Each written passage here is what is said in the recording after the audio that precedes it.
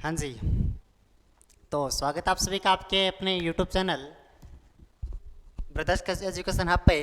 तो अपने जिस कड़ी के अंदर कल से क्लासेस शुरू की है पंजाब पुलिस के लिए, तो उसी कड़ी के अंदर अपने पुनः वापस लौट के आ चुके हैं अच्छे अच्छे प्रश्नों के साथ में आपकी तैयारी को और ज़्यादा मजबूत करने के लिए। तो जुड़े रहिए हमारे साथ में और इसी प्रकार अपने पढ़ते रहेंगे, करंट भी पढ़ते रहेंगे, स्टैटिक भी पढ़ते रहेंगे, सिलेबस को ध्यान में रखते रहेंगे और आगे चलते रहेंगे। उसी कड़ी के हमने आज की क्लास और चलती है, तो पढ़ते हैं अपने आज की क्लासों को। तो हमारे साथ बना रहना। जो भी चैनल के ऊपर नया जुड़ा है वीडियो को लाइक करना, चैनल को सब्सक्राइब करना और सभी ग्रुप में वीडियो को शेयर भी कर देना। चलते हैं उसी कड़ी के अंदर अपने आगे।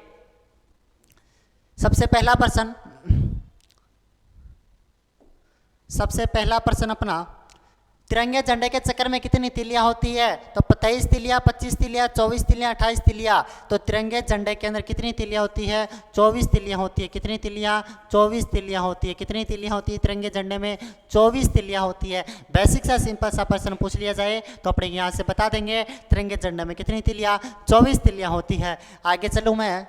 जो भी चैनल के ऊपर नया जुड़े वीडियो को लाइक करना, चैनल को सब्सक्राइब करना और अगर वीडियो अच्छी लगे तो अच्छे अच्छे प्यारे प्यारे कमेंट भी करना, क्योंकि हमें भी मोटिवेशन मिलता रहे। उसी कड़ी के अंदर अपने पुनः हमेशा चलते रहेंगे और पंजाब पुलिस की जो सिंघम सीरीज चल रही है, सिंघम यानी कि हम तो कुछ बन के ही रहेंगे, उसी के कड़ी के अंदर अपने क्लासेस चलती रहेगी। किसी प्रकार को आपको टेंशन नहीं लेनी। संविधान सभा ने तिरंगे को राष्ट्रीय ध्वज के रूप में कब अपनाया था? 28 जून को, 22 जुलाई 1947, 24 जून 1950 या फिर 26 मई 1947।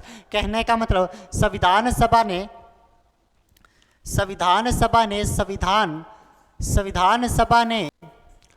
तिरंगे झंडे को कब अपना लिया था? सिंपल सी बात कहूं तो कब इसको तिरंगे झंडे के रूप में अपनाया था?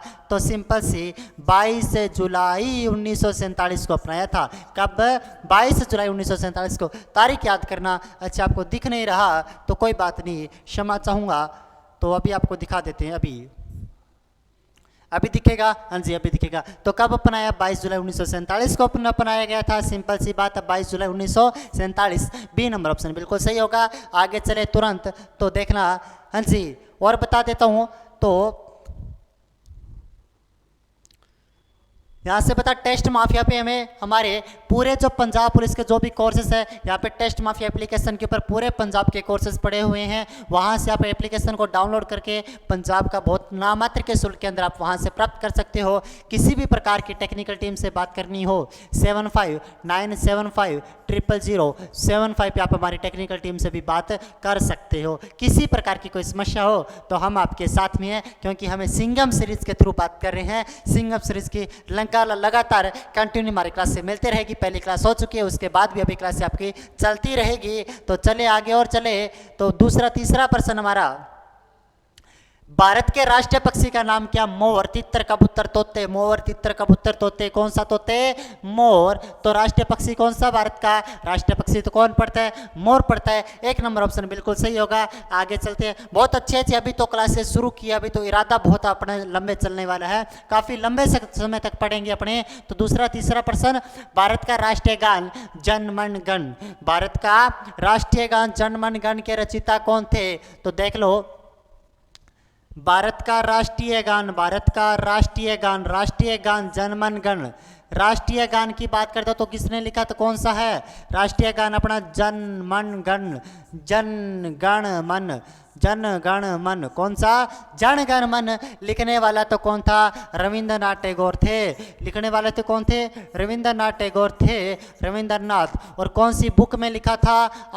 गीतांजलि बुक में लिखा था। कौन सी? गीतांजलि बुक में लिखा था। कौन सी में लिखा? गीतांजलि बुक में लिखा था। और इसी गीतांजलि बुक के ऊपर रविंद्रनाथ टैगोर को कौन सा शांति का नोबेल पुरस्कार मिला हुआ है? शांति का नोबेल पुरस्कार इसी के ऊपर रविंद्रनाथ टैगोर को मिला हुआ है। सिंपल सी बात। तो क्या पूछ रहा? भारत का राष्ट्रीय गान जन मन गण के रचयिता कौन थे? तो रविंद्रनाथ टैगोर जी इसके रचयिता थे। कौन से? Rabindranath Tagore. B number option बिल्कुल सही होगा। आगे चले। भारत का राष्ट्रीय चिन्ह क्या पड़ता है? भारत का राष्ट्रीय चिन्ह तो कौन सा पड़ता है? अशोक चिन्ह पड़ता है। भारत का राष्ट्रीय चिन्ह कौन सा? अशोक चिन्ह पड़ते हैं। आगे चलते हैं अपने तुरंत। भारत का राष्ट्रीय पशु क्या है? हाथी, चीता, जिराफ, बाघ। तो भारत का राष्ट्रीय पशु तो आपको पता है, हाथी है, चीता है, जिराफ है, बाघ। हाथी, चीता, जिराफ या फिर बाघ, तो कौन सा पड़ता है? बाघ पड़ता है। सबको पता होगा, आपको भी पता होगा क्योंकि आप तैयारी करने शुरू कर दी है, तो बाघ होगा। वीडियो अच्छी लगे तो वीडियो को लाइक करना, चैनल को सब्सक्राइब करना और अपना पूरा सहयोग देना, सपोर्ट करते रहना, क्योंकि अभी तो शुरू किया है, जब एंड होगा तब कुछ अलग ही अंदाज में सिंघम बन के ही होगा। बहुत सिंघम सीरीज के साथ में। भारत का राष्ट्रीय मुद्रा चिन्ह क्या? भारत का राष्ट्रीय मुद्रा चिन्ह भारतीय रुपया पड़ता है। कौन सा रुपया पड़ता है? भारतीय रुपया पड़ता है। अभी तो शुरू किया, आपका बेसिक लेके उठा रहा हूं, अभी आपका बेसिक उठा रहा हूं। देखते जाना प्रश्न कहां तक जाएंगे, कहां तक प्रश्न जाएंगे। भारत की राष्ट्रीय नदी कौन सी है? ऐसे प्रश्न ला दूंगा भी नदी को खोल के रख देंगे, पूरी नदियों को खोल के रख देंगे। एक बार बेसिक आपको इंट्रोडक्शन करवा रहा हूं भी, हाँ ये कुछ होता है। भारत की राष्ट्रीय नदी कौन सी है? ब्रह्मपुत्र, सिंधु, गंगा, नर्मदा। ब्रह्मपुत्र, सिंधु, गंगा, नर्मदा। तो भारत की राष्ट्रीय नदी कौन सी? गंगा। एक बार इतना पढ़ो भी गंगा है, गंगा तो बहुत अच्छे से पढ़ेंगे अपने को, गंगा बहुत अच्छे से पढ़ेंगे। एक बार इतना पढ़ो भी इसके अंदर गंगा पड़ती है, सिंपल सी बात है कहने वाली। तो आगे चलूं तो मैं, भारत का राष्ट्रीय जलीय जीव कौन सा? भारत का राष्ट्रीय जलीय जीव कौन सा पड़ता है? तो कौन सा पड़ता है? भारत का राष्ट्रीय जलीय जीव कौन सा पड़ता है? Star fish, whale, shark, dolphin. Dolphin Bharat का राष्ट्रीय जलीय जीव किसे माना गया? डॉल्फिन जो मछली पड़ती है भारत का राष्ट्रीय जीव कहलाता है। कौन सा जीव कहलाता है? भारत का राष्ट्रीय जीव कहलाता है कौन? डॉल्फिन।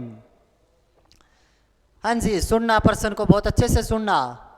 भारत का राष्ट्रीय गीत वंदे मातरम के रचयिता कौन थे? तो भारत का राष्ट्रीय गीत कौन सा है? राष्ट्रीय गीत की बात करता हूं, भारत का राष्ट्रीय गीत की बात करता हूं। राष्ट्रीय गीत भारत का कौन सा? वंदे मातरम। वंदे मातरम, वंदे मातरम, सुजलाम सुफलाम मलयजसि शीतलाम सस्य श्यामलाम मातरम, वंदे मातरम, वंदे मातरम। भारत का राष्ट्रीय गीत वंदे मातरम के रचयिता कौन है? तो वंदे मातरम किसने लिखा था? वैसे बंदे वैसे बंदे बंदे बंकिम चंद्र चटर्जी ने लिखा था। वैसे बंदे बंकिम चंद्र चटर्जी ने लिखा था। किसने लिखा था? बंकिम चंद्र चटर्जी ने लिखा था। बंकिम चंद्र चटर्जी ने तो कौन सी बुक में लिखा था? तो इसने अपनी बुक आनंद मठ में लिखा था। कौन से मठ में? आनंद मठ में लिखा था। सर कौन से मठ में? आनंद मठ में लिखा था। कौन से मठ में लिखा था? आनंद मठ में लिखा था। क्या लिखा था? बंकिम चंद्र चटर्जी ने राष्ट्रीय गीत लिखा था। और राष्ट्रीय गीत सबसे पहले गाया कब गया था? तो 1896 का जो कोलकाता अधिवेशन हो रहा था कांग्रेस का, वहां पे सबसे पहले गाया गया था। वीडियो अच्छी लगे तो वीडियो को लाइक करे बिना मत जाना, एक बार लाइक कर देना। अगर अच्छे जो भी नया जुड़े चैनल के ऊपर वीडियो को सब्सक्राइब भी कर लेना, बटन को जिसने सब्सक्राइब नहीं किया, और हमारे साथ रोजाना जुड़े रहना। सिंघम सीरीज की अभी तो शुरुआत की है, लेवल काफी ऊपर तक लेके जाएंगे, बहुत अच्छे से प्रश्न को करेंगे, फिक्र मत करना। करंट भी यहाँ से पूरा होगा, स्टैटिक भी यहाँ से निकलेगा, और जीके का काफी पोर्शन यहाँ से निकाल देंगे अपने, ऐसे ही एमसीक्यू के साथ में, क्योंकि एक बार आप जुड़े रहना बस। बंकिम चंद्र चटर्जी ने लिखा था। किसने लिखा था? बंकिम चंद्र चटर्जी ने। और रविंद्र भाई साहब ने तो क्या लिखा था? इसने तो राष्ट्रीय गान लिखा था, जन गण मन अधिना। अच्छा, वो लिखा था। कौन सी बुक से था ये? गीतांजलि से था। कौन सी बुक से था? गीतांजलि से था। और गीतांजलि पे क्या मिला हुआ? शांति का नोबेल पुरस्कार। कौन से सन में मिला था? 1913 में मिला था। कौन से सन में मिला था? 1913 में मिले था। आगे चले, अगर नेक्स्ट पर्सन की बात करता हूं तो हाँ जी 10 ही पर्सन थे। यहां से एक बात और बता देता हूं आपको, क्या टेस्ट माफिया से आप क्या करना? टेस्ट माफिया से, टेस्ट माफिया की अगर मैं बात करता हूँ, टेस्ट माफिया प्ले स्टोर से डाउनलोड कर लेना।